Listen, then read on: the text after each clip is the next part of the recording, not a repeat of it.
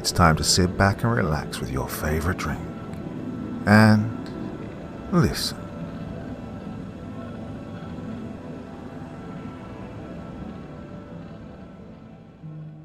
Okay then, my dear friends, let me see if I can tempt you into sticking around for tonight's story.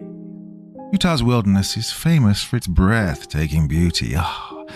Towering red cliffs, endless canyons, miles of hiking trails that disappear into some of the most remote landscapes in America. But not everyone who enters those trails comes back the same. When a hiker sets out on what should be a routine trek through the backcountry, he expects steep climbs, stunning views, and perhaps a few close encounters with wildlife. What he doesn't expect is the feeling that something is following him. At first, it's easy to dismiss. Strange footprints, distant sounds echoing through the canyon walls. But then, night falls. Tonight's story is a chilling journey into one of the most isolated corners of the American West, where the greatest danger may not be the unforgiving landscape, but the thing waiting beyond the next bend in the trail. There's a Deceiver in the Hills of Utah, by Reflexion. Part 1.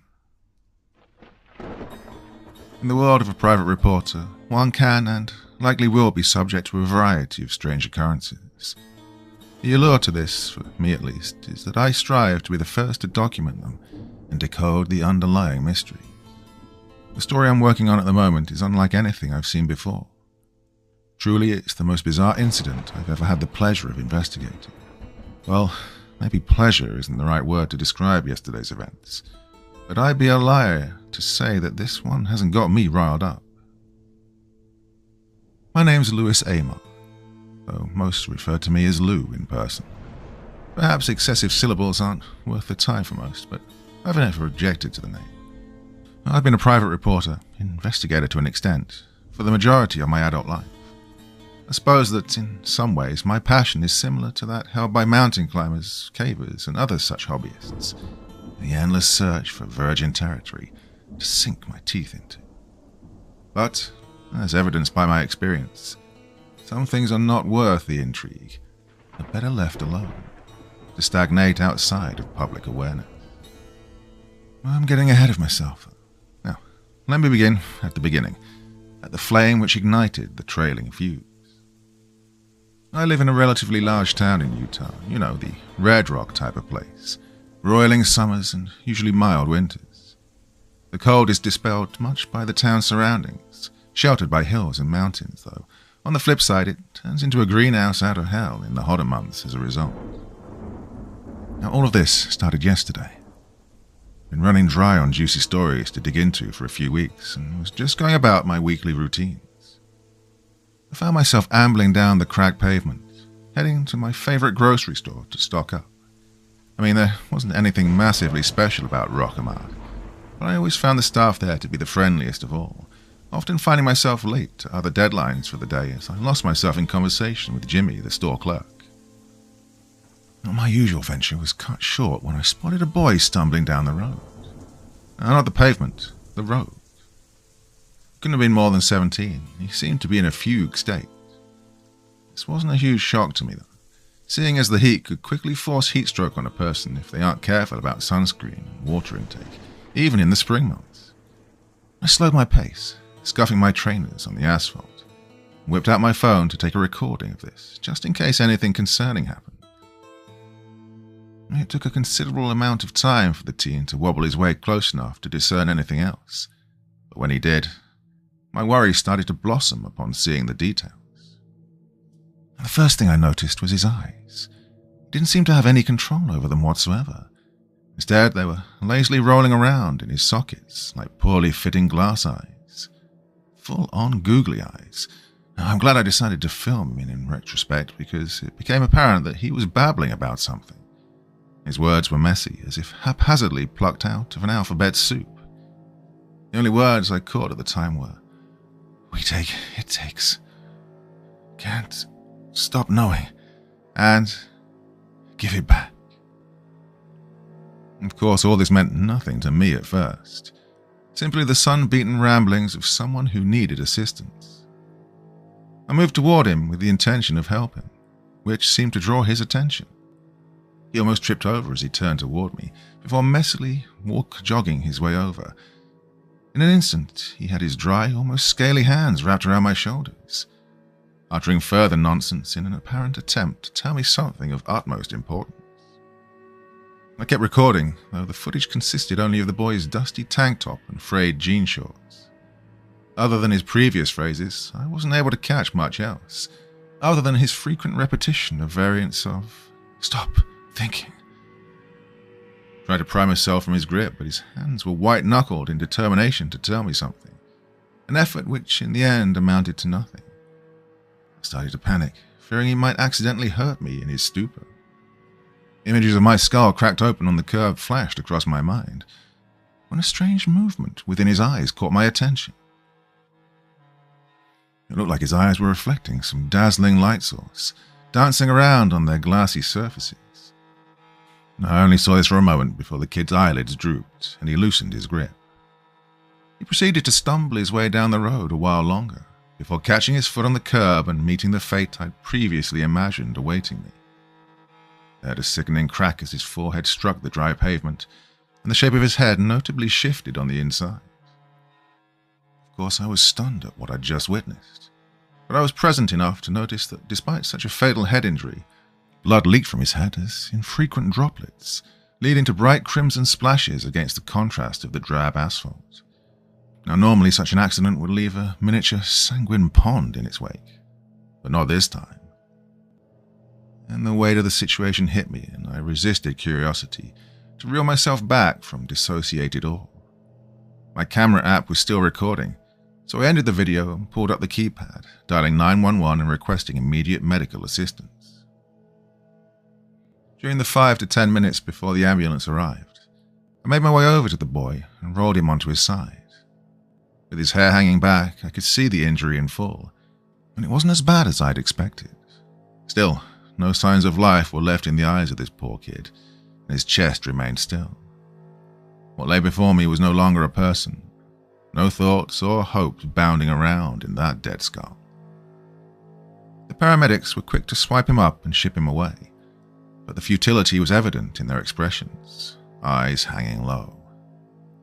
After they drove away at the solemn speed of a hearse, I was left standing alone, with no evidence for what had just happened other than a few stray red drops on the road and, of course, my footage. I went about my grocery shopping without any attempts at socializing, and hurried home so as to review the footage, though most importantly to back it up. A mobile phone can be a fleeting thing in comparison to the online storage service I'd been subscribed to for some years now. So I got home, unpacked, and set my focus on rewatching the video over and over in hopes I could unearth something that I hadn't at first noticed. Honestly, the guy was so out of it, I wasn't able to decrypt very much other than a few things. First, I noticed a detail that had been glossed over before. Around the upper portion of the kid's head, there was a very faint mark, circling the perimeter of his skull. It was no surprise I hadn't noticed it, seeing as how faint it was, but it looked like something like, well, a pink scar tissue. There was no point in going any further with this, with no background on this guy, but it went into my notepad nonetheless. Second, and lastly, I was indeed able to make out some more of his words, but the rest remained a nonsensical tumble-dryer of letters and sounds. Most of what I could discern is irrelevant to my writing here, but at 2 points in the video I distinctly made out the words northwest, western, in the hills, up at between those peaks, the red and the dust and the red and the rust. This may seem useless to even consider building upon, but as a journalist, those words made a big difference in this new project. Well, not at first. At the end of the day, it was just a tragic event, a life removed too soon. But my loose transcript proved its worth after meeting with one of my good friends, Davis, who just so happened to be in the local police division. I contacted him about what had happened, and to my surprise he replied with an invitation, rather than just the fleeting interest I'd expected. Apparently an autopsy was required as the boy's death couldn't be sufficiently explained by his head injury, which was found to be minor. Davis asked if he was free to meet in a local park later in the day, so we could discuss the mystery surrounding this kid. Something about a staggering post-mortem discovery. So, as planned, I met with Davis on the Jerusalem Green. I found him smoking on a park bench overlooking the park, but he didn't seem overjoyed upon seeing me. He looked more, well, paranoid than anything. After finding my seat, he skipped any formalities and was straight to the point. So, I could get in a lot of shit for this, Lou. I don't want to be here too long. Yeah, of course. I really appreciate your help here, man. Okay, I'm gonna make this quick. This is the kind of case that gets the attention of the higher-ups. So I'll tell you this once and once only. The kid's name was Aiden O'Leary. His serious tone quickly had the same effect on me, and I lowered my voice, glancing left to right a couple of times to make sure we had no unwelcome eavesdroppers. We sat in silence for a moment, as I stared at Davis expectantly. So, you know how they had to do the autopsy? I couldn't determine a believable cause of death, so they cut him open, yada yada. Well, they ended up examining his brain, sawing through bone. Well, you get the picture. Damn. Did they figure out what happened to him? Brain damage, stroke, something like that? They found nothing. Oh, well, that's unfortunate, I guess. No, Lewis. They found nothing. Literally. The kid was hollow-headed, not in the metaphorical sense. No brain, not even residual parts. Some evil fuck cut his head open, most likely. Well, even being second-hand to this revelation, I was shocked and appalled that anyone could do this to an adolescent. It dawned on me after processing what I'd just heard, the glaringly obvious sore thumb about the whole thing. Well then, how was he alive? How long for? My questions garnered no response. Instead, Davis just sat there, dead-eyed and slowly shaking his head. Well, I relented and just sat with him, sharing a moment of baffled silence. I can't tell you anything else, man. I'm already risking my job, so if you don't mind, I'll be off now. Nice seeing you. And with that, he was gone, back to his daily schedule. The walk back was slow, energy redirected into my thoughts as I ran through the endless possibilities of explanations which might change the pure impossibility of the incident. Even after getting back and sitting at my desk, my fingers lay idly on the work surface as my mind raced in a desperate effort to understand. Well, I haven't come to any adequate conclusion yet, so I've decided I'm going to go look into the kid's identity. See if I can't find his socials, figure out what he's been doing, where he was last seen. Well, you get the idea. And I'll be contacting my partner in crime, Annie, also a journalist. Hopefully she'll help in having a different perspective, something like that. Hopefully she's not too busy. Well, honestly, I have a feeling she'll shelf whatever she's working on in favor of looking into this. So, if it works out, we'll be spending the rest of the day doing research.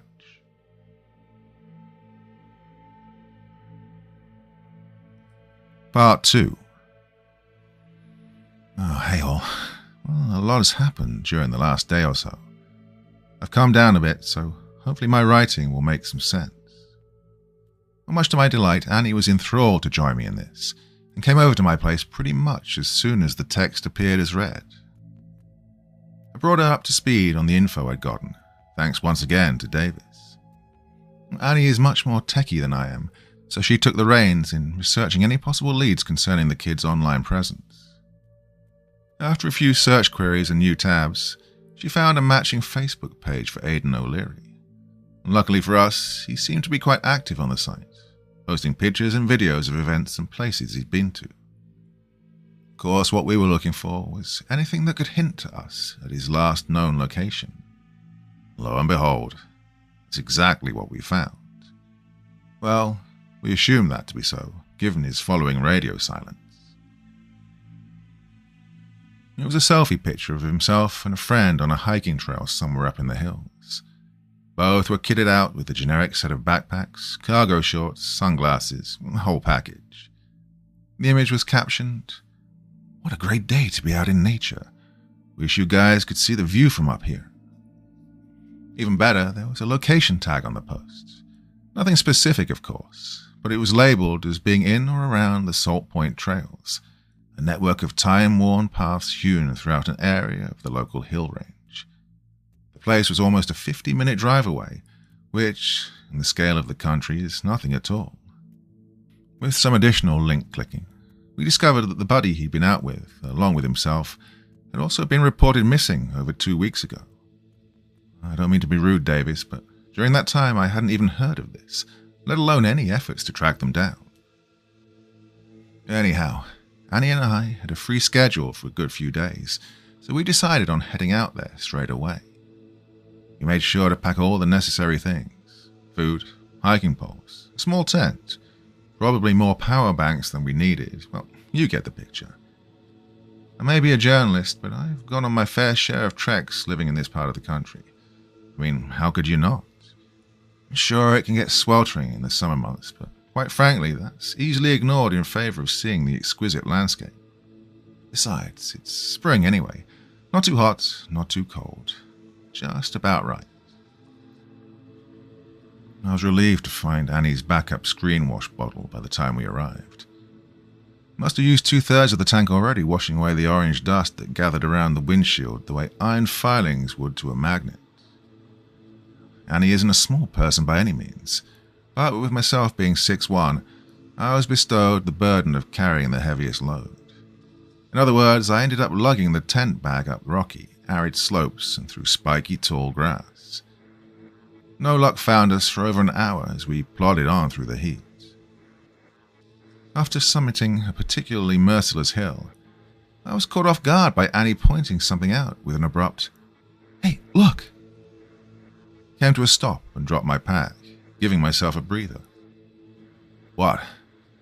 "If you're gawking at those trees over there, just keep in mind we didn't come out here to absorb nature." "Huh? No, Lou. Look at the ground over there."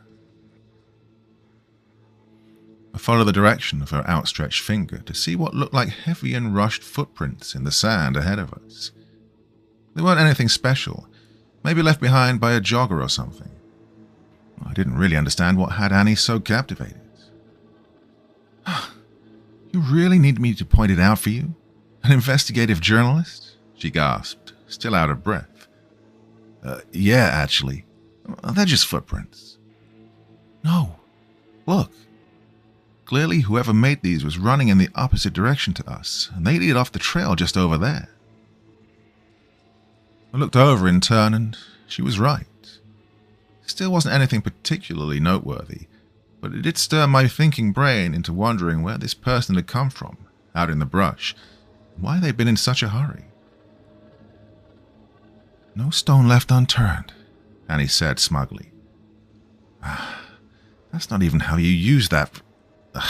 "Okay, fine, noted." We continued along the track, head swiveled to the left to see if we could track the prints any further. Well, to our surprise, the prints came back up onto the trail, at which point a large area of scuffed sand and rocks became apparent. A scuffle, looks like. What from, though? I pondered. Annie simply nodded as she observed the surroundings, panning around for any further details. She seemed to do a double take and stared at something. Does that look like a rock to you?" she said, her tone lowered. I gazed over to what she was looking at and was struck with a similar confusion. A football-sized stone lay beside the disturbed sand, but I'd never seen anything like it. Parts of it shone, glistening with an odd, desaturated hue. I say that because the stone here is generally orange or red. The spots where the sun glinted off, almost dazzlingly, were much closer to grey in colour. On top of that, it had a bizarre texture to it, wavy and grooved, almost like... Annie cautiously approached the foreign object, then crouched down, swiping brunette strands out of her face. She prodded it with her walking pole. My brow furrowed further when, in response, the thing jiggled, like it was made of jelly. Wait, no, it's... Holy shit, Lou. It's a brain. What? A brain. I'm no anatomist, but that looks awfully similar to a human brain. The realization made me recoil in disgust. With morbidly comedic timing, the smell hit my nostrils. The sickly sweet stench of past fresh meat, festering in the midday heat. But it didn't smell like your bog-standard rotten flesh. No, there was an almost smoky hint to it. One could have chalked that up to the sun acting as an open cooker, but after willing myself to inspect the brain more closely, I realized it was covered in scorches and severe burn marks. Hey, doesn't look like there was any wildfire here, right? I asked Annie, who'd also noticed the oddity. Well, if there was, it was a stealthy one, she half-heartedly joked. Not the time, Annie. We should have turned back then. Don't know why we kept going. Maybe because I'd been running dry on meaty stories, and maybe to get to the bottom of this conundrum, I don't know. It was irresponsible, yes, but something deeper in the mountains was calling out to me, asking me to come and see what it was hiding. The terrain was more forgiving now, at the very least, and with the sunset came a cool blanket of dusk air, which felt great. We settled on walking for another 40 or 50 minutes before setting up camp and calling it a day. I couldn't help but feel uneasy, hiking through the quickly darkening valley, though thankfully the right of the path was mostly clear, giving the growing moonlight a straight shot to illuminate our route. Darkness took residence in the shrubs and trees around us. At some point, I can't remember when, I had the distinct feeling that we were being watched, from somewhere out of sight. A few times I thought I heard rustling nearby, but remained vigilant, keeping the lid on the creeping dread that wished to overtake me. I was so focused on settling my mind that I didn't even notice Annie had stopped dead in her tracks, and I bumped into her back. I went to apologize before seeing her frozen stance. Understanding it was best to keep quiet, I followed her gaze to see, to my horror, a hairy face peeking out from the bushes to our left. The fluorescent green eye shine from Annie's torch betrayed a goddamned mountain lion. Of course, just our luck. The bastard had probably only just now come out to hunt, and its eyes were set on us. If you ever come across a mountain lion out in the hills, you can be sure that it saw you a good while before you noticed. It seemed to register its hiding place had been foiled, and it slinked out onto the path ahead of us. Slowly, back away, I whispered. I remembered then the rule of making yourself as big as possible, but we had no coats to spread open, so I came closer to Annie and said, "Hey, get up on my shoulders, quick." She understood my intent and followed my instructions, after I'd bent down onto one knee. I grasped her shins in my hands and stood back up with some effort. Oh, the big cat didn't seem to like this and recoiled momentarily, before composing itself and letting out a low growl. If you've ever heard the growl of a mountain lion, you'll understand the primal fear it instills. Methodically, it resumed its movement toward us, testing the limits to see how close it could get before striking. Panicking, I kicked a stone at it with as much force as someone carrying a person could give. It yowled in surprise for a second, but this one was determined and continued its approach. It was then that the rapidly forming cloud formation that smothered the moonlight came to my attention. Somewhere far above the peaks ahead, swirling grey clouds grew into a dense mass of mind-bending coils. It happened so suddenly that I almost dropped Annie. An intense light flickered on from somewhere inside that murky nebula before an intense beam of light erupted from within. It was the most powerful spotlight I'd ever seen, panning across the valley in cicada-like movements, searching for something. Every time it swiveled, a distant vibration could be heard, which I imagine is what also drew the mountain lion's attention away from us. Before I could even turn all the way to look, the white floodlight fell upon it. Instantly, the cat fell onto its side, yowling and screeching while it convulsed in pain. Even from a distance, I could see its hairs singe and smoke, its skin bubbling as if exposed to the surface of the sun, before pale white flames spewed out from its eyes, ears, nose, and mouth, and in an instant completely engulfed the wailing animal. The poor creature screamed unrelentingly for what felt like hours, when in reality it was more like 20 seconds or so, until just as quickly as it had settled, the spotlight started its frantic motion once more. Annie broke our shared stupor and pushed herself off of my shoulders with adrenaline-fueled agility. She grabbed me by the wrist and hauled me over to a large boulder off to the right to take cover. Mere seconds after we'd reached it, the gleam cast the rock's shadow, which stretched out far behind us. And there we sat, shivering in fear, contrasting the unmoving light that waited for us to emerge. For the following 5 minutes, my heart yearned to leap out from my chest. And so, when we were once again plunged into darkness, the relief washed over me in waves. I waited another few minutes, looking into Annie's wide grey eyes, before daring to glance out from behind the rock. Those clouds were gone, but underneath where they once were, I saw something that, somehow, I hadn't initially seen. There looked to be some building higher up on the slope of a large hill. It was dark and distant, but even then I recognized the architecture to be unlike any other structure you might find in the state, or hell, the country even. After feeling like I'd stared longer than I considered safe, I returned behind the boulder and looked over to Annie, who was just as shaken as I was. With an effort to ignore the smell of burnt hair and flesh, we set up our tent without a word and climbed inside. Well, thank God there's reception out here. The sole fact of having access to the internet calmed my nerves enough for me to write this up. Well, we're going to sleep this feeling off, hopefully. I haven't told Annie about that building up ahead. I'll show her tomorrow. But even then it'll take some convincing to get her to come. I know. How could I possibly want to go any further after what I've just seen? Well, call me crazy, but the events of today have only added more fuel to the fire of my intrigue.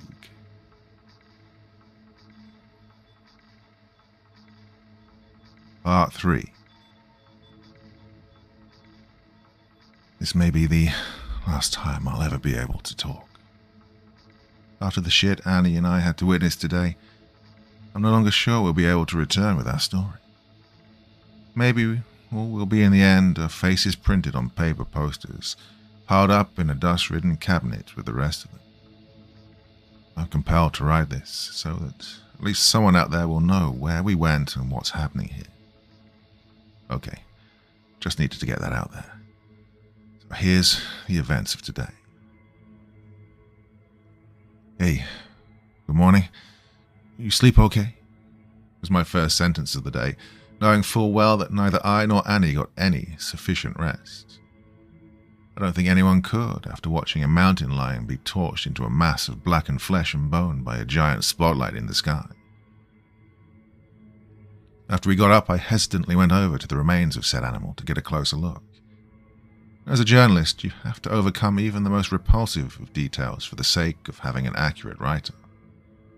Well, as I'd expected, the mountain lion now more closely resembled a flaky hunk of charcoal, completely burnt out. But even in this state, tiny flickering sprites of those pale flames danced around the edges of its frame, as well as inside its mouth. I took pictures, of course, all the more resources to use later on, however morbid. Annie stood at a distance, letting me do the examination.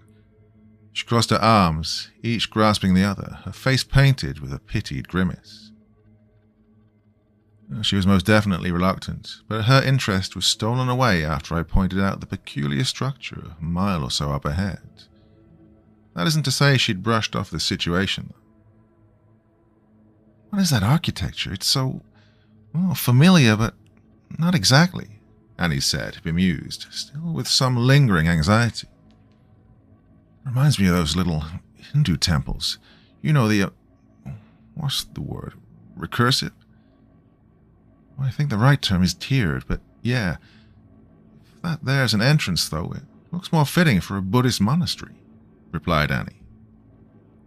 I searched for the structure she was referring to and quickly came to a similar conclusion.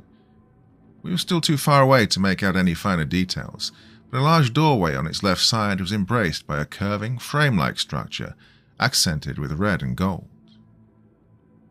Well, shall I go check it out? I asked. Annie went to speak, but hesitated, and the words sat on her tongue. She breathed, and then said shakily, "That's where that thing was above there, right?" I mean, yeah, but it couldn't penetrate a simple rock, let alone a whole building. Plus, it doesn't seem to like the daylight. Come on, Annie. This could be the biggest scoop of our lives. Admittedly, I cringed a little at that last statement, but it seemed to lighten her mood a bit. It still took some more convincing, but eventually she acquiesced. God, how could I have been so stupid? It wasn't worth it. It really wasn't worth it. We made it to the slope below the building in good time, but the climb was definitely the most challenging. The loose rocks and grass provided poor footholds, and I became confused as to how anyone was intended to travel to and from this place. By the time we reached the top, we were both coated in sticky burrs from the knee down. Those spiky little balls, I mean, those things that cling on for dear life no matter how you try to brush them off. And it was even more beautiful up close. Intricately carved supports lining the outside, and the gold paint which glimmered with pride. We stood outside for a while, and I took some photos, obviously. During that time, we neither saw nor heard any signs of life at all. While this eased us into entering, it also had a vaguely sinister undertone. All that was just feelings from first impressions. But we should have listened to our guts. Entering, we made it a short distance in before a robed figure revealed themselves from behind a pillar, with such elegance that the lustrous fabrics seemed to dance. Annie was startled, but I jumped backwards at least 3 feet. The person, who we found was a man, was dressed in blue, red, and white robes, and had a slightly off-putting haircut. Concentric rings of shaven hair centered around the top of his head. He looked between us once, twice, and his mildly irritated expression grew into a knowing smile. "Welcome, friends. You know this is trespassing, yes?" Sorry. We were hiking through the area and saw this place up above. Decided to check it out. Look, we'll leave if it's causing any trouble," I apologized. "Oh, don't fret. This is a place of peace. If you'd like, I can show you around this haven. All I ask is that you do not raise your voice." I looked over to Annie, and then back to the man, and nodded in silent agreement. "Wonderful. My name is Domimika. I'm a priest of sorts." Nice to meet you," we said in unison. "Now, please follow me this way. There is much for you to see." This was crazy. What religion was being practiced here, I wondered. There weren't any giveaways in particular, but my attention was quickly drawn to the bizarre layout of the place.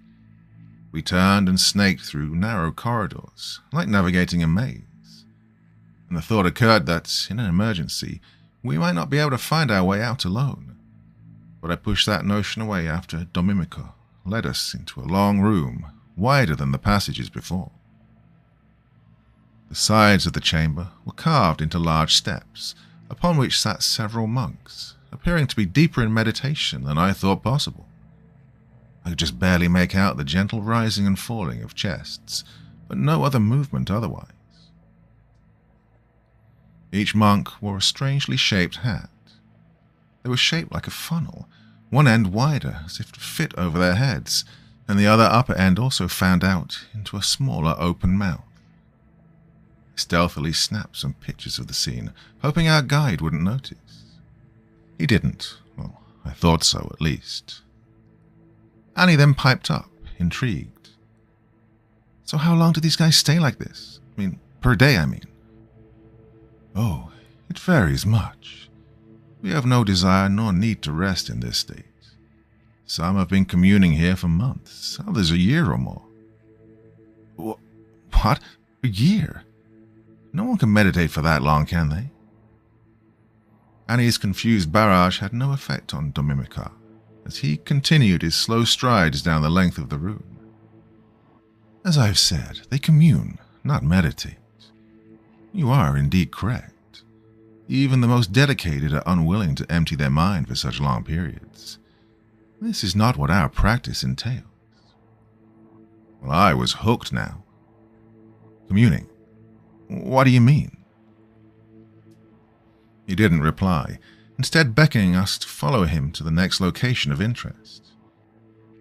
After more of the same coiling tunnels, we emerged out into the biggest room yet. The outer walls were lined with small carved pillars, which segmented the view of the scenery, and the floor was so polished I could practically see the pores on my face when I looked into it. Incense burners littered the area, and what appeared to be brass tools of some kind were hung on the pillars.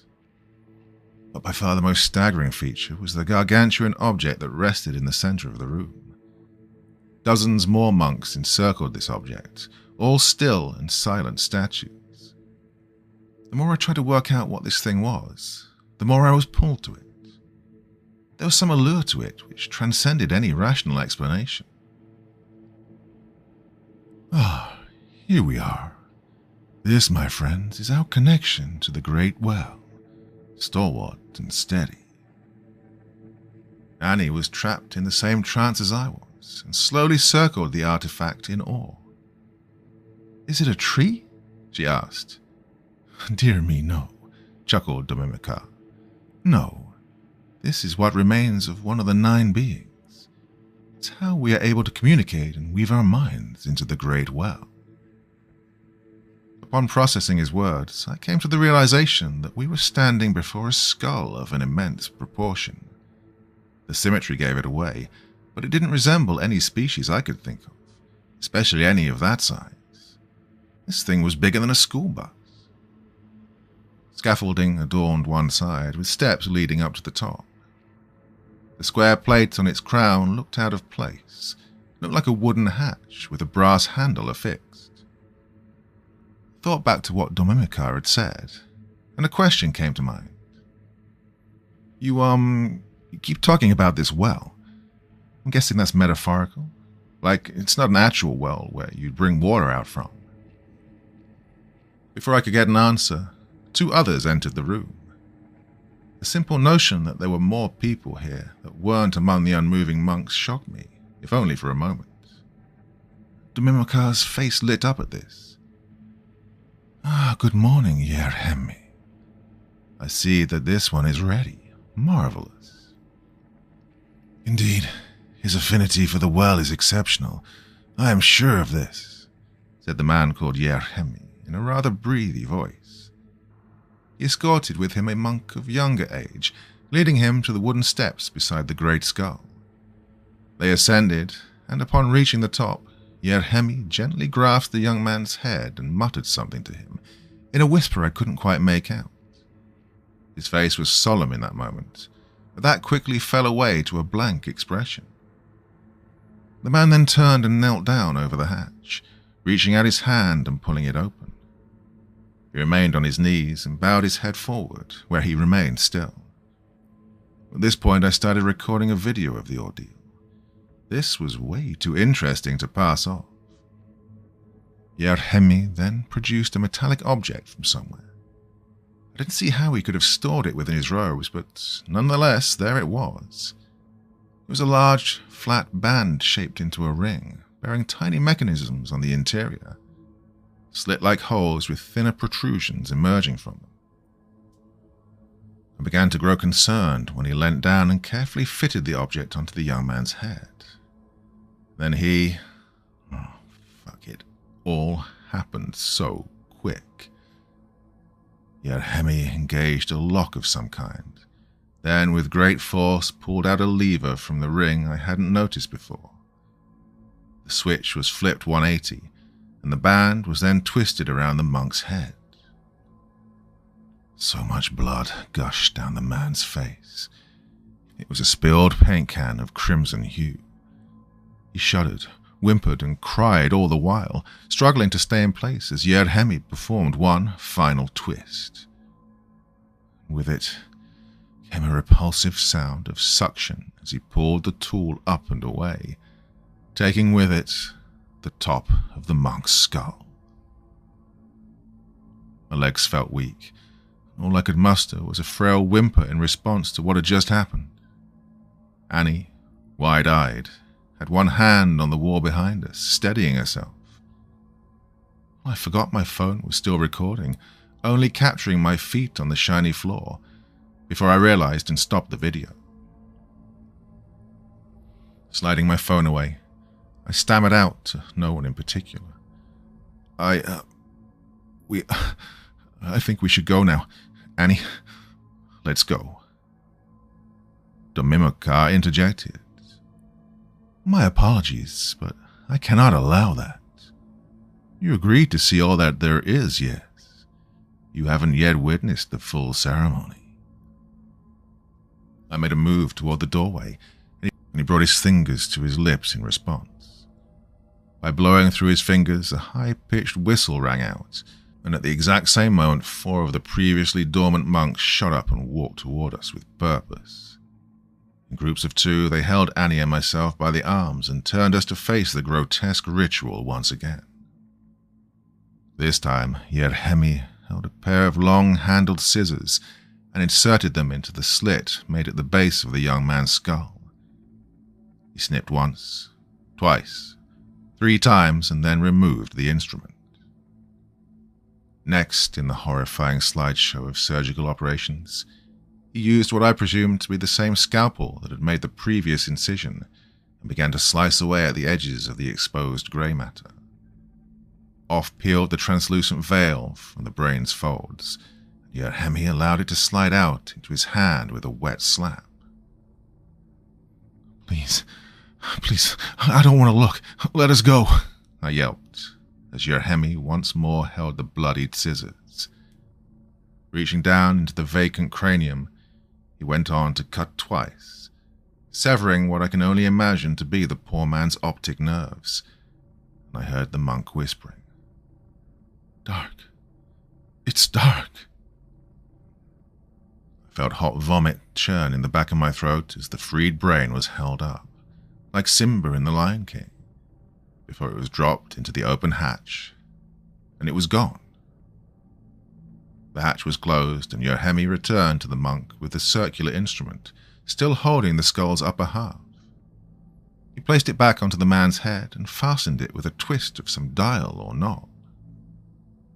By this point, the monk whose body had been so violated now looked calm, serene. No more did agonized gasps escape his mouth, and his shivering slowed to a stop. Yerhemi bent down, then rose again, holding a metal jug of some kind. He opened the lid, allowing steam to billow out, and plunged a brush inside. Bringing it out, I could see it was now coated in hot, melted wax, which he then painted around the head of the newly thoughtless monk. Finally, he produced another of those funnel-shaped hats, and pressed it firmly onto the man's head, holding it for several moments until the wax had set. It was over, thank God. The monk rose to his feet and was escorted back down the scaffolding. After reaching the floor, he paced out into the room on his own, and sat down amongst the others in silent communion. Well, I could only repeat, "Why?" Though the more pressing question that didn't occur to me at the time was, how? After a deep inhale, Domimika declared, "Glorious it is. Today a person was lost, but a receptor gained, who will one day be accepted by the vast well and guide us in the forthcoming days." I was dumbstruck at how the man in front of me saw joy in whatever the fuck had just happened. Still, a false hope grew that we'd been subjected to all he intended us to see. "Okay, that was definitely something. Can we go now?" Annie said in a weak and croaky voice. "I implore you, stay. If your thoughts are of pain or worry, dispel them.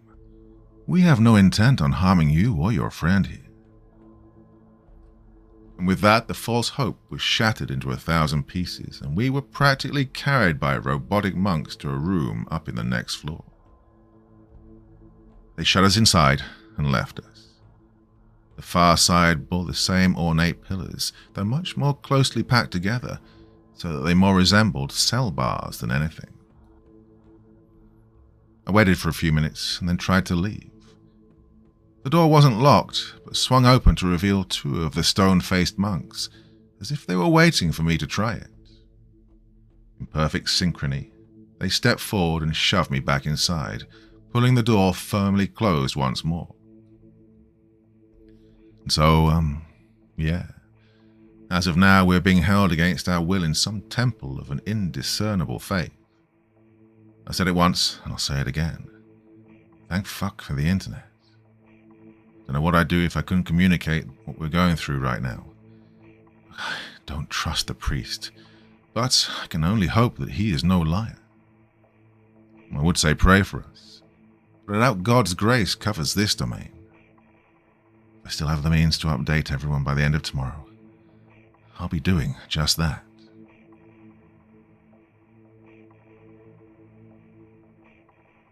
Part 4. Hello all. To any who harbor growing concern, ease your hearts. I won't lie and say that I feel safe now, for I don't believe this to be true. But I'm not in any direct danger. I don't see the harm or mutilation I have seen here to await me. Well, I plan to leave tomorrow. Just being in this place is having an effect on me, one which I no longer desire to experience. But I fear that I'll leave here alone. No. Perhaps that isn't the right word. Maybe the word for this feeling hasn't yet been conceived of. In any case, I don't like it. I don't like it here. Annie and I managed to get some sleep. In fact, the beds provided were quite comfortable, with linen spreads and woolen pillows to rest our heads. Yet I was awoken by something during the early hours. My eyes flickered open, but there was nothing noticeable at first that could have caused this. I had no need to use a restroom, nor was I thirsty. I searched for what could have possibly roused me for a while, until I realized that it had been there since I'd re-emerged from sleep. A low harmony of uncountable tones sang out from somewhere. I felt in particular that it came from somewhere above us, but with how the frequencies merged and separated, interwove and unwound, it made it difficult to pinpoint. I had no worry, well, not at first.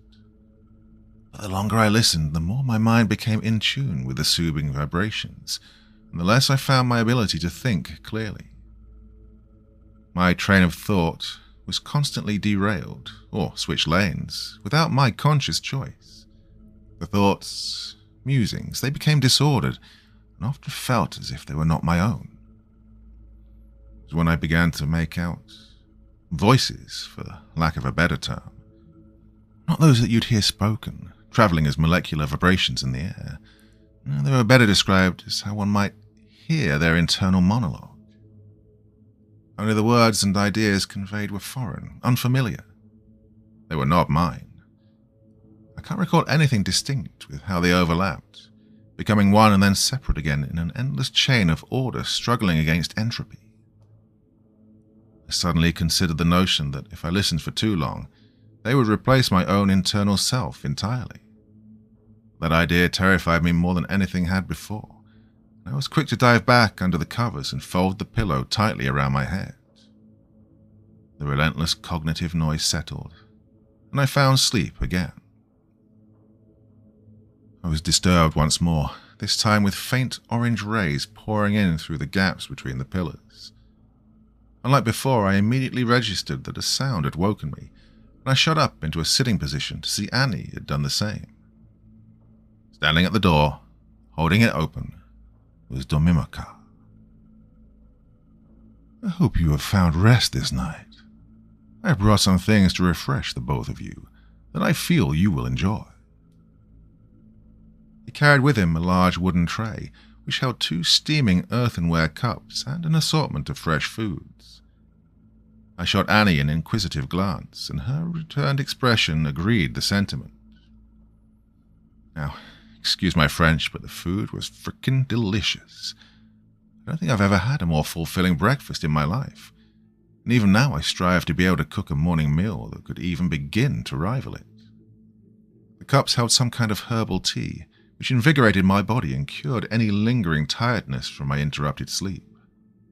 We ate cheeses, bread, fruits, and vegetables, the likes of which had never blessed my tongue with such wonders. My only complaint is that it was too good, and we were finished without taking the time to savor it. Domimaka seemed pleased with our reception and waited patiently until we were ready to walk with him. The breakfast, fit for a lord, did not dispel the memories of what we'd experienced yesterday, though, and I made an effort to bear that in mind. As we walked down a long, straight hallway, I gave Annie the liberty of asking the questions this time, though she definitely bordered on interrogation at some points. I chose to remain silent, in part because of the residual horror of yesterday's events. "The monks here, the ones who sit still for as long as you've described, how are they alive if their brains are gone?" "As I have said, they become receptacles in which the great well of thought may reside, in some capacity. Their minds are not here, but there, as droplets of oil in an ocean, so that they are preserved as individuals." All the while, Annie was writing all this down on a notepad, as was I. Having 2 versions to compare is infinitely better than one, in my eyes at least. She continued with pre-planned questions, instead of delving further into the answers she received. "This well you talk about so often, what are you referring to? The huge skull you showed us yesterday?"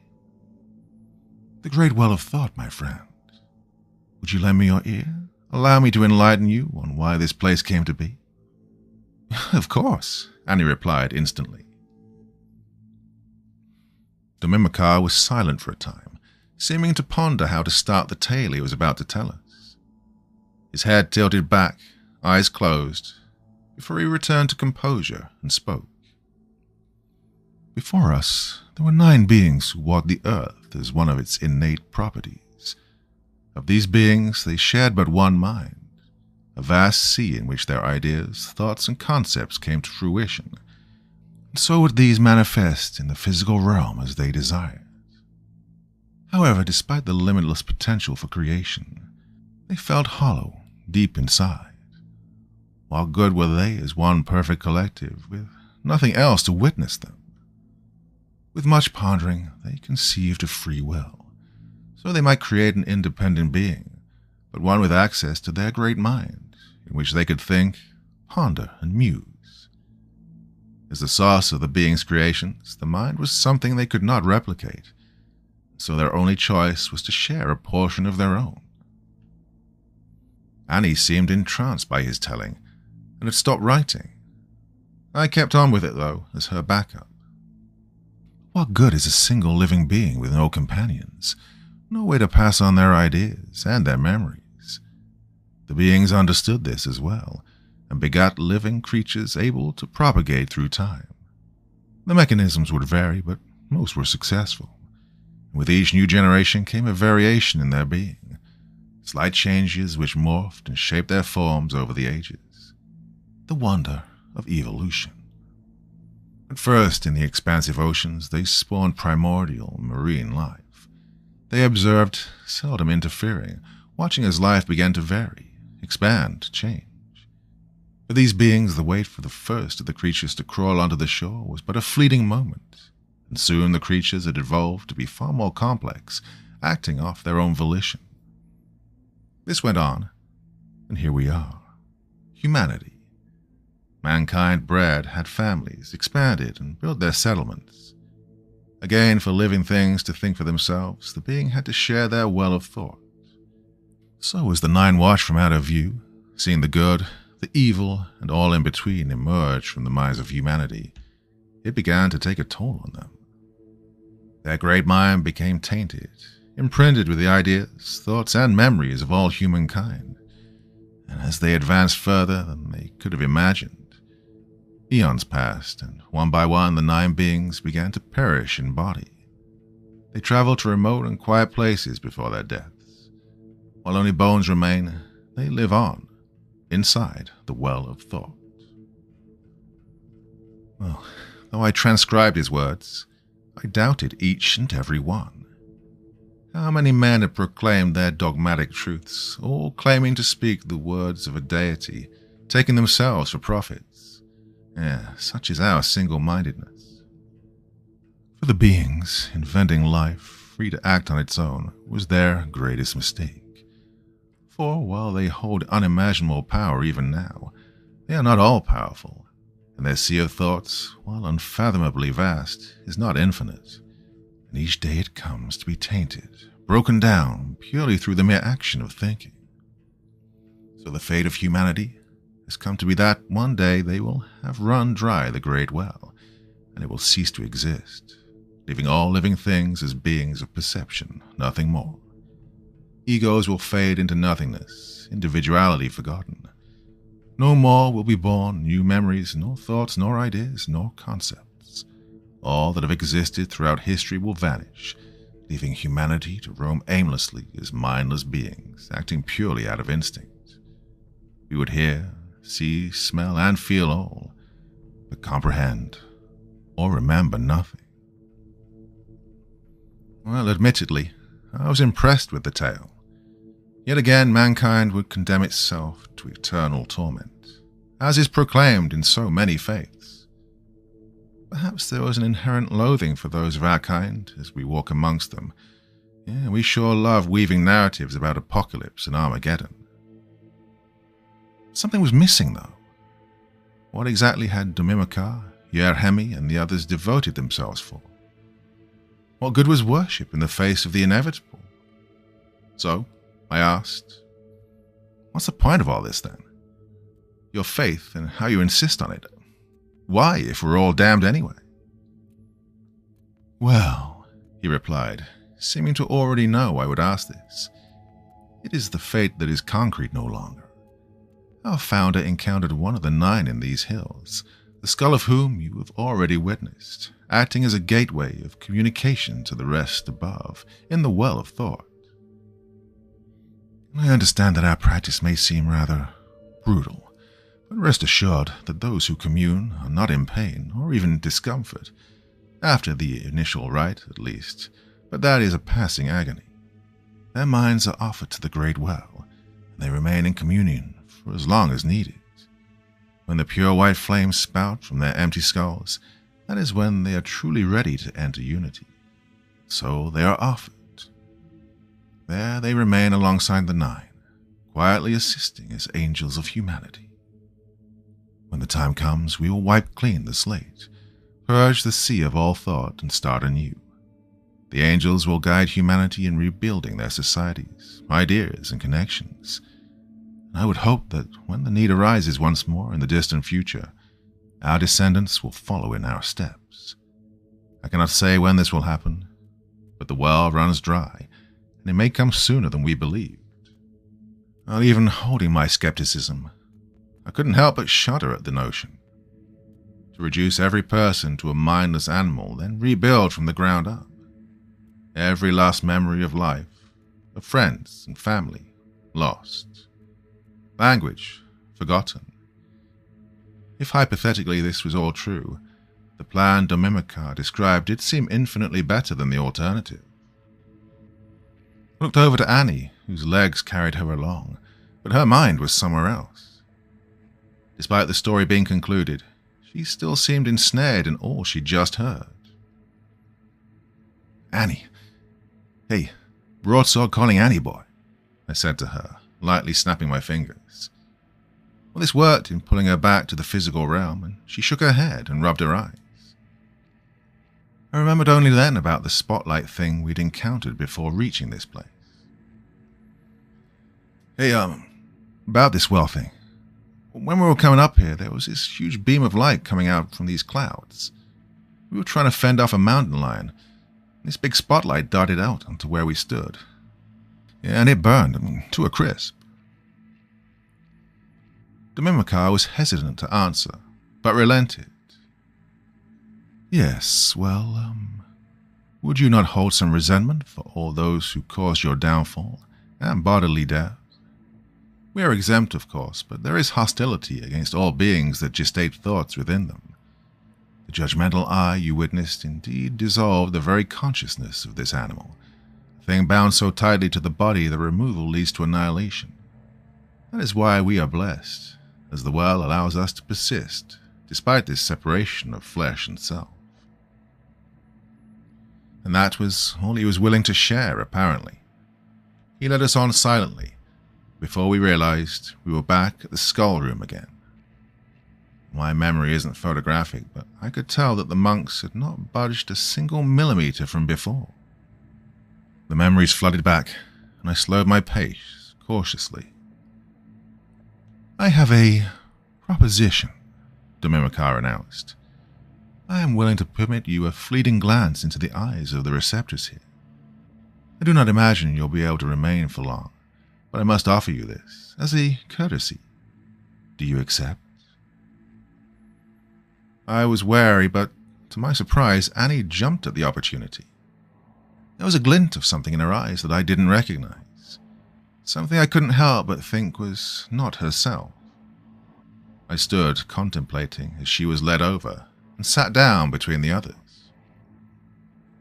Domimicar crouched and leaned in close, cupping her head and whispering something to her. At this, her back straightened, head upright, and she was still. He rose to his feet, then positioned himself so that he was directly behind her. His hand raised into a peculiar gesture, and after only a second he said, "Good. Once more, then." A couple of his fingers curled up, then once more he said, "Good." After this strange interaction, Domimicar turned to face me, swiveling gracefully on his heels. "Well, will you join your friend?" I didn't like this, but I'd come too far to pass off the chance to validate any of these wild claims. I was so stupid to doubt it all despite what I'd already witnessed. But this contradiction irked me, so I accepted. Domimicar took my hand and led me over, beside Annie. I sat down, crossed my legs, and closed my eyes. I could feel him come down to my level, and he whispered to me what I'd previously not heard. "Become one. The mind is fluid. Yours is yours, but also all, and so all is yours. Set free the bounds of your thoughts. Peer into your true nature." As the last word was spoken, an electric feeling shot up my spine like nothing I'd ever felt before. I could feel it course through every single path of neurons, every portion of my brain ignited with a shock of newly found energy. The more intense it grew, and I felt the edges of my mind dissolve, the way the rubber peels away after a water balloon is popped. My eyes opened. Actually, it was more like I no longer had eyelids to hold closed. I found myself elevated, higher up. Confused, I turned and looked down, only to see my cross-legged body upon the polished floor. Domimicar already stood behind it, holding up his hand in yet another odd sign. For some reason, it occurred to me to count the fingers he held aloft. 1, 2, 3, 4. "Very good," he exclaimed, and the realization dawned on me what the purpose of this was, to make sure that I was indeed separated from my corporeal form. His fingers fluttered, so he now held up 7. I counted. "Marvelous. It is now time for you to see our patron." Suddenly, it was as if I was rocketed upwards, far into the heavens above. All I saw was white at first, till the feeling of G's pulling on myself ceased and my vision cleared. In front of me was a vast plain, rippling like the ocean surface. Unlike the previous whiteness, it was mottled, sullied with sickening hues of green, purple, brown, like endless patches of bruise and rot, eating away at the reality where I stood. Well, it would be inaccurate to say where, because all at once I saw it from an infinity of angles and positions, as if I were peering inwards into my own consciousness.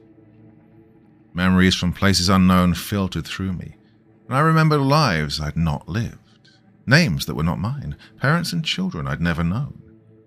It occurred to me that I wasn't really sure on which of them were mine anymore, unable to distinguish between my own experiences and those of people who died long before my birth. Even so, all these memories were fleeting. Not one stayed for more than a moment before being replaced by another. I was Shakespeare writing Macbeth. A bullet traversed my brain as Abraham Lincoln. I hunted a mammoth with crudely made spears. I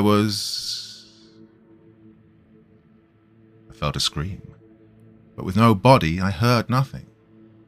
A tingling sensation overcame me in that moment, one of irretrievable loss that burned at the fringe of my psyche, stirring all that I was in a cognitive melting pot. Again, the sudden acceleration hit me. Before I knew it, my eyes were open, and I finally heard my own screams. So bright, I felt blinded, like a flashbang had gone off in my face. A harsh stench hit me then. Something burning. The seething heat that engulfed my face demanded my attention, and I could see fragments of the room through my hazy glare. I wasn't blinded. Bright, pale flames were rocketing out of my eyeballs, singeing off eyelashes and the tuft of hair that hung over my forehead.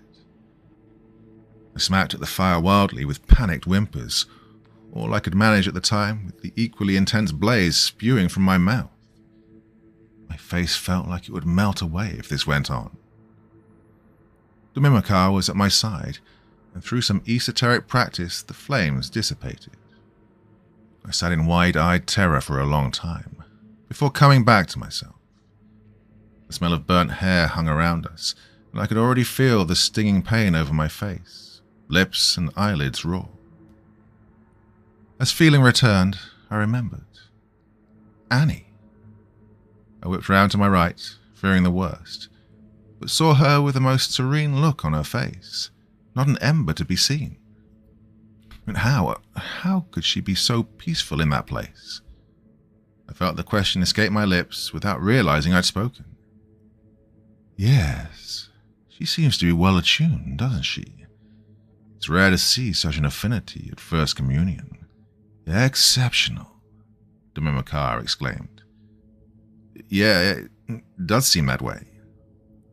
Well, I'm sorry for your experience, friend. I shan't ask any more of you. She didn't return for a few minutes. Supposedly, I was only there for about 10 seconds. But in that place, that span felt like countless lifetimes condensed into a single moment. I couldn't fathom it, and I didn't want to be honest. We must have spoken for a long time as we walked before, as the sun had already started its descent.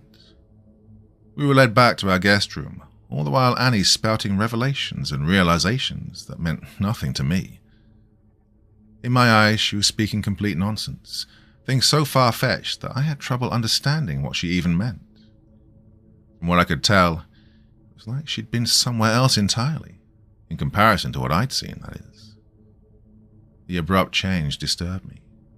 She seemed almost a different person.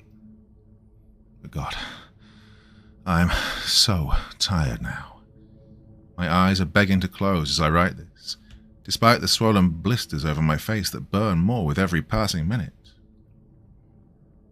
Well, hopefully I can sleep uninterrupted tonight. We'll leave tomorrow, I'm sure of it.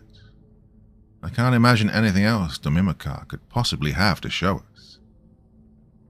I already know that I won't be returning as the one who came here, but I refuse to lose any more. I'm worried more for Annie than for myself. I don't like how she was acting. Her words sounded from someplace else. Yes, right. First thing tomorrow, we're gone. Now, if we make it out, expect an update later tomorrow.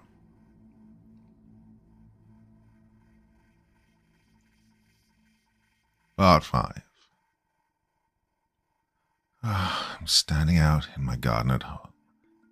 It's sunny, but the clouds start to roll in, and quickly the weather becomes overcast. Something's wrong. Long strands start falling from the sky above, reaching down towards me. I try to move, try to run, try to do anything at all, but I can't move. They grab me and hoist me up. I'm pulled upwards, further and further, into the newly born blanket of gloomy clouds. Above me, the upside-down surface of a lake approaches at great speed before I'm plunged into it and pulled through. I hang in a great abyss, held still by unseen forces. God, it's so cold. Things move around me in the murk, but I can't make out their shapes. They approach, curiously, and grow bolder. They reach out, nipping at my body. More and more start to attack, each time stealing away a tiny part of my body. The assaults increase. Larger and larger parts of me are torn away and lost to the haze around me. Yet even after the last fragment of my body is taken away, I remain. I see and hear everything as a being of perception alone. But I cannot look around. Non-existent limbs refuse to cooperate. No matter my yearning to scream, no sound is produced from a mouth that is no longer there. It's torment and infinity. Sorry, I had to write all that down first. Wouldn't want to forget such an astounding dream. Well, nightmare, really. As for the rest of this, I had a very hard time putting any of it onto paper. I seem to have recovered now, but forgive me if there are things I've missed out. Following that terrible dream, I woke up in a frenzied confusion. I felt terrible, foggy. Where was I? What was the time? The date? Who was I? Rubbing my head, legs hanging off the edge of the mattress, I looked around to see another empty bed. Was I here by myself, or was there someone else here? Someone else. Arthur. No. Angela. Annie. God, where was Annie? Through the haze, I somehow willed my brain into recalling who I'd come to this forsaken place with. I tried to stand up from the bed, but my legs buckled and I toppled onto hands and knees. The cool stone floor definitely gave me strength, dispelling some of the abhorrent mist that clouded in my head. Pushing myself back up with an effort that felt like the last rep of a push-up set, I found myself on my feet once more, albeit with wobbling knees. I reached a hand out to the wall to steady myself, and after gaining some composure, I was able to start walking. The door to this room hung wide open, but there was no one outside. God, Annie, where have they taken you? What are they doing to you? I stumbled and tripped down a seemingly endless hallway, and, like smoke or vapor, a man suddenly appeared in front of me. I bumped into him, but he caught me in his arms and hoisted me back up, both hands on my shoulders. My friend, are you okay? What are you doing? He said with a concerned tone. Who the hell was this guy? He had the weirdest haircut, like ripples on the surface of a pond, and wore the most dazzling robes. Any shadow that fell upon them was washed away in place of their vibrant colours. I tried to speak, but my native language had not yet come back in its entirety, Where, where am I? Where's Annie? The man shot me a quizzical look, then took my hand, turning around and leading me somewhere.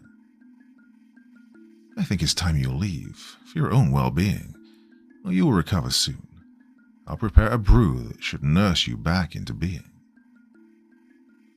I don't remember the journey, but I found myself sitting on a bench with a steaming cup in my hand.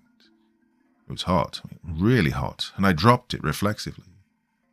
The man was still with me, and without a word he filled another cup and placed it down next to me, clearing up the one that had just shattered on the ground.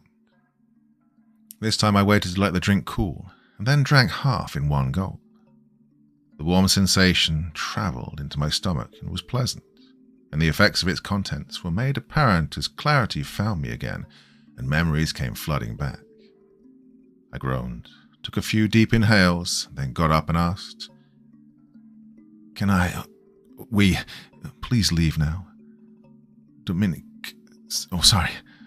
Domimoka?" "Absolutely. I should have sent you on your way yesterday, regrettably, but alas, here we are. Though before that, would you like to say your farewells?" "My farewells? Yeah, of course.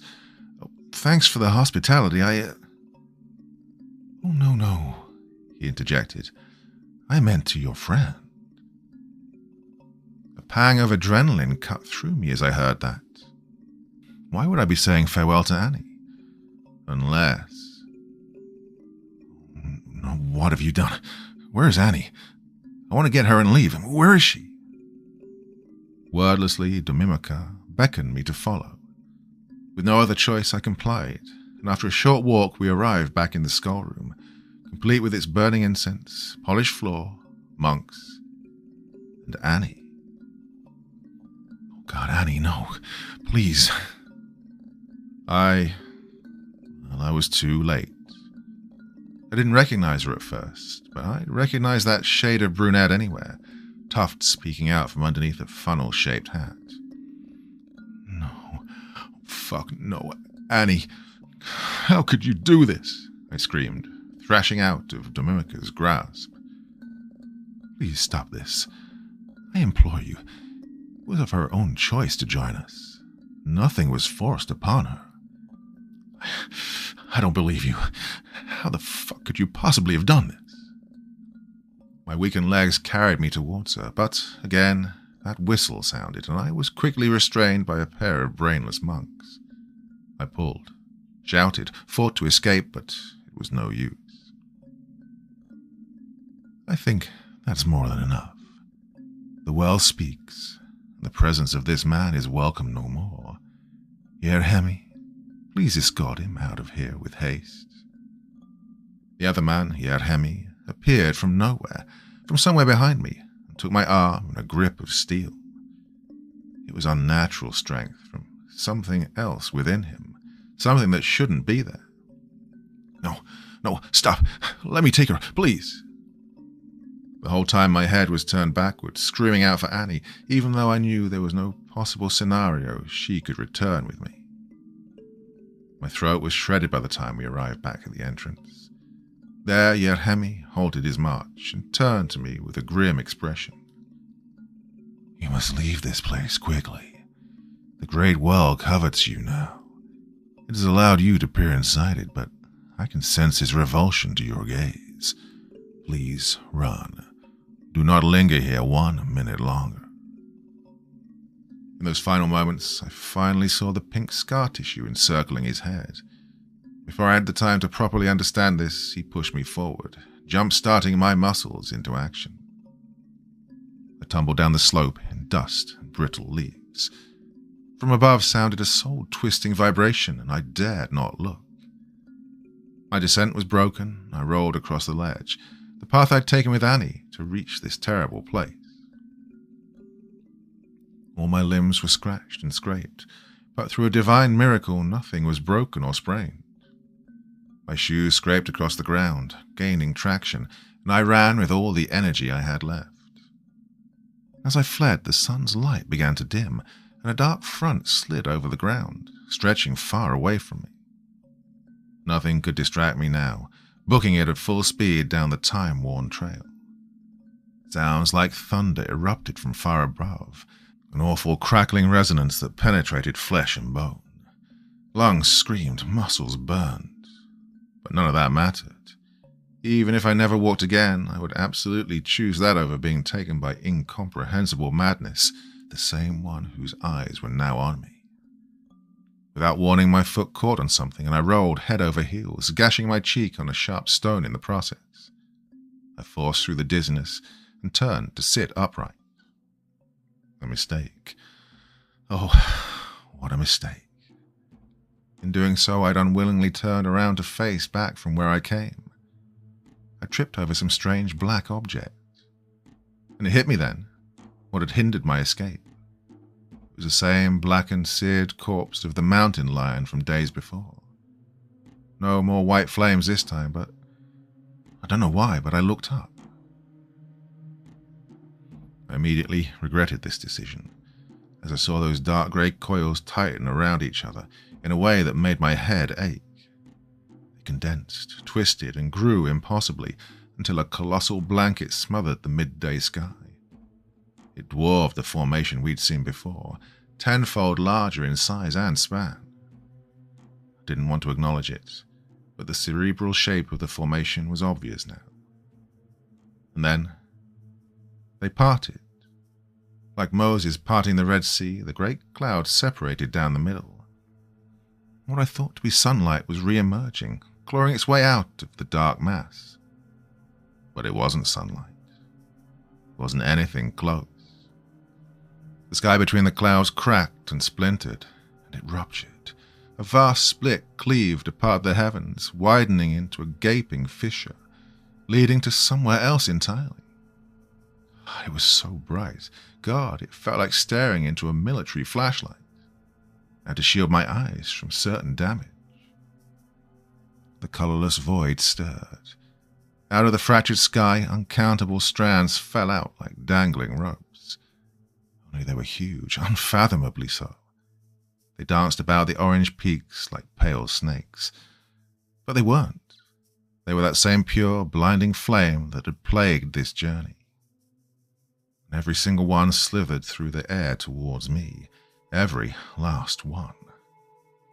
They were distant still, but even then I could feel the radiating hunger that wanted to eat all that I was, everything I'd ever known.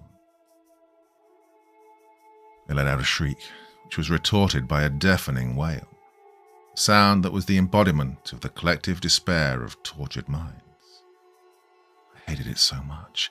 Nothing since has come close to instilling the raw terror that I had in that moment. I scrambled to my feet and turned, almost falling again as my feet slipped on the ground.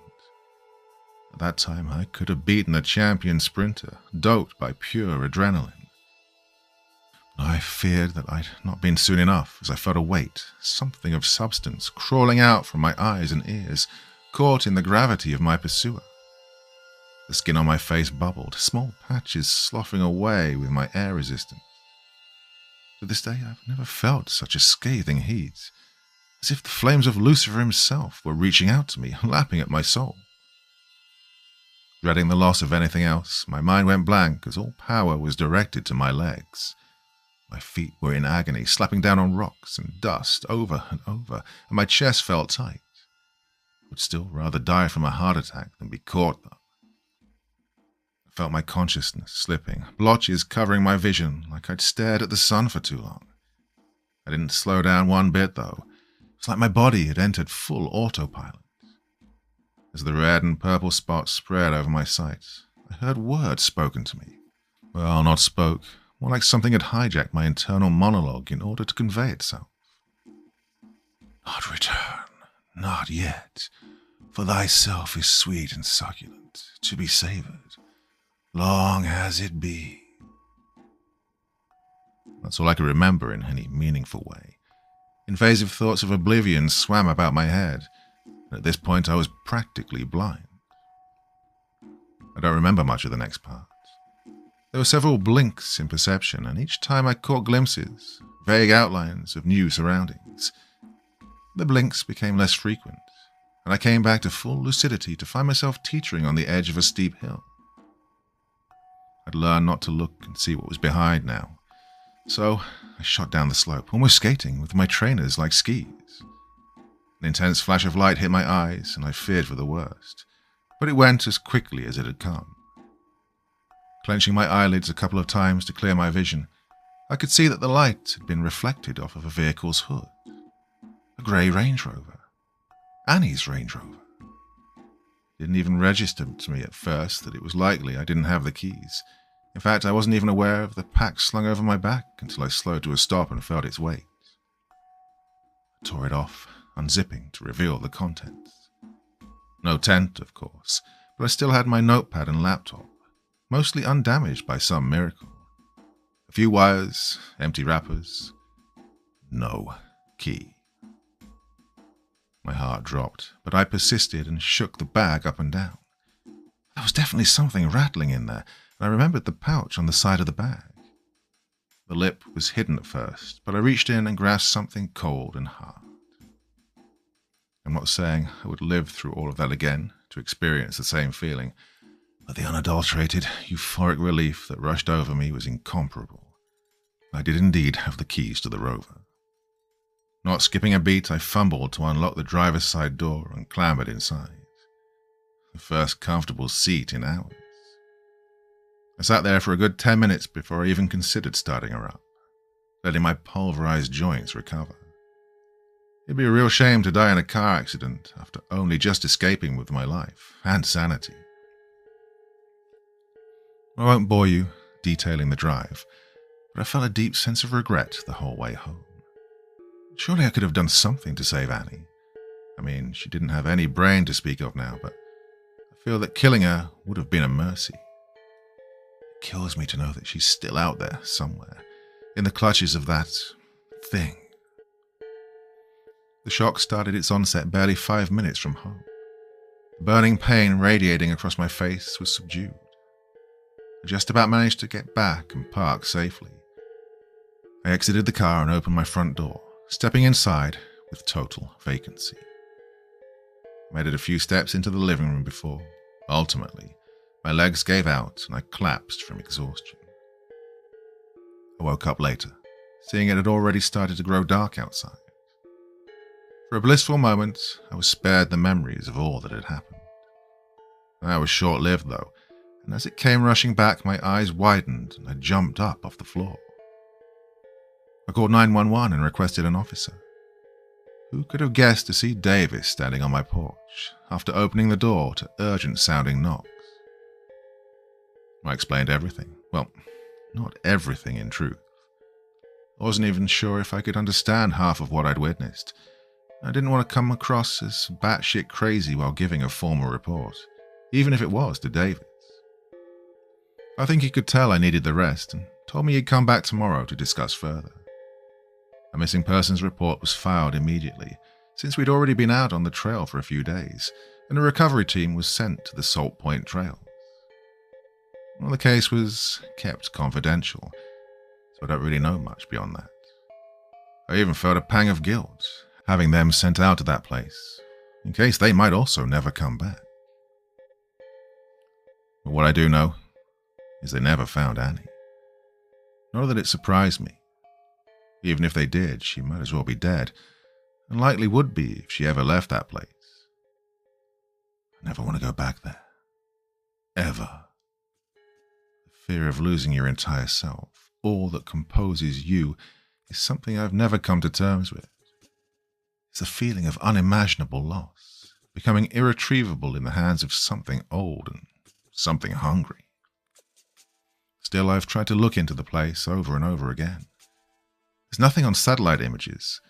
But the strangest thing is that no matter how hard I try to remember, to try and remind myself of where it was or exactly how to get there, I never learn anything. It's like the knowledge is permanently lost. Like even if I were to dedicate every day of the rest of my life to discovering it, I'd turn up empty-handed. Empty-headed, rather. That in itself terrifies me no end. The fact that something so trivial as a location is now forbidden, my mind repelling any attempts to relearn the whereabouts. I know where the Salt Point Trails are, where the car was parked, but beyond that, I cannot fathom. I would write for Annie here the whole "if you're out there" thing, but I know in my heart that she will never find rest.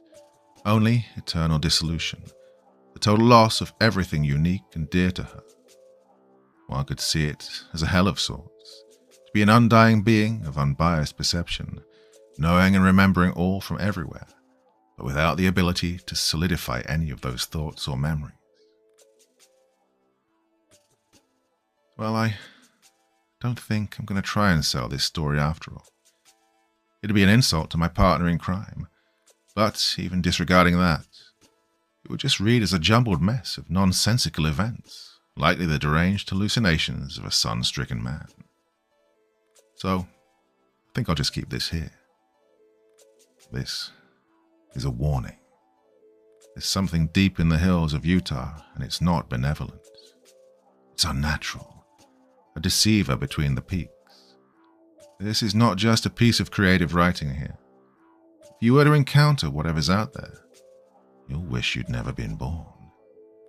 Endless non-existence is child's play in the face of this. I don't think anything I was told there was true. Or maybe but a heavily warped truth. One that even the monks themselves could not see through. I fear for them all, that beyond a shadow of doubt, they have been deceived.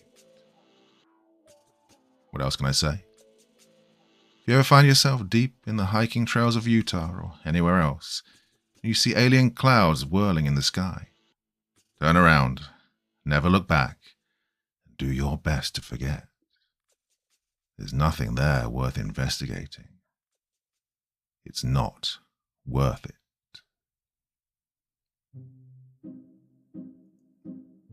So, my dear friends, thank you for joining me once again. Oh, way past the 10-year mark here, and you still come back for more. What's wrong with you? But seriously, I love the fact that you do. And I love reading through the comments. You're very supportive of me, and you always have been. And, I would like to name check a lot of you, but I'll miss somebody out, and then that would kill me. Just somebody think, I always leave comments for him, and he never, he forgot to mention me. So that's the big reason why I don't. But I read them, I do, and I reply to as many comments as I can, and I really, truly appreciate it. Somebody just commented on Tommy Taffy, which is probably the toughest thing I ever read. That is not an easy story to read or to listen to. And I'm not quite sure where I'm going with this, but anyway, kind of glad I did it, but at the same time, it's not something I could ever go back and listen to again. I mean, it's obviously an allegory on certain aspects of society and everything. Anyway, I don't want to get into too much detail, but it was quite thought-provoking to go, people are still listening to that and commenting on it. So anyway, it's beautiful Sunday evening, so I don't know, I'm going to shut up now because there's not much else for me to say. But thanks again for dropping by. Hope you enjoyed that one. And see you again real soon. Thank you so much for taking the time to listen to this story today. Really means a lot to me and to the author of the story, of course. Well, if you want to know more about me, I'm pretty much everywhere on social media. You can find me on Facebook, Twitter, Instagram. You can download my music on SoundCloud. I've got a Patreon if you feel like. Throw me $1 or $2. Very much appreciated. And of course, on Reddit, I have a place where you can leave stories if you want me to read one that you've written. Well, hoping to see you all again very soon. Till then, sweet dreams, and bye-bye.